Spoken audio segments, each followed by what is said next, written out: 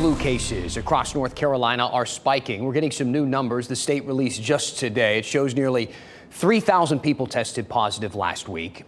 3 weeks ago, that number was closer to 950. RSV cases in children are also spiking. WRAL's Monica Casey takes us inside Duke Children's Hospital, where the tiniest patients are fighting for every breath. Every bed in Duke's pediatric ICU is full. These yellow carts mean a child inside this room is struggling with the respiratory virus, requiring partial isolation. 3-month-old Kai Evans' tiny toes are usually kicking. A very wiggle worm. But right now, those little legs are wrapped in monitors. He wasn't moving. He was just sitting there, and I'm like, that's not normal. His mother, Amanda, says Kai tested positive for RSV. He's high risk, born with 2 holes in his heart. It's been a roller coaster. If he looks better, he's gotten worse. Evans is one of many pediatric patients right now fighting a respiratory virus at Duke Children's. Over the last week, Duke Health has 215 lab-confirmed flu tests. Wake Med has recorded more than 1,200, and UNC reports about 400.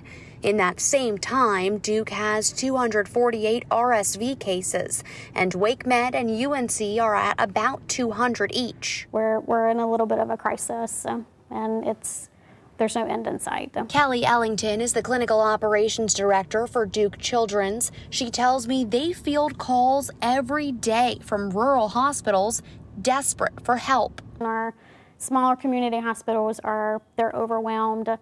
They're calling us, begging, we don't have the resources. Can you guys help? They work to find a place for every patient possible, but sometimes there are no beds available. I would say we've been at capacity every single day for several weeks. Assistant Professor Palin Mallory says up-to-date vaccination is vital to combat the spread of these viruses. We all have the duty to protect those in our population who are most vulnerable to these infections. Evans wants others to know masking and washing hands can help keep children like Kai out of the ICU and breathing on their own. Literally, oxygen is just saving his life right now. Inside Duke's pediatric ICU, Monica Casey, WRAL News.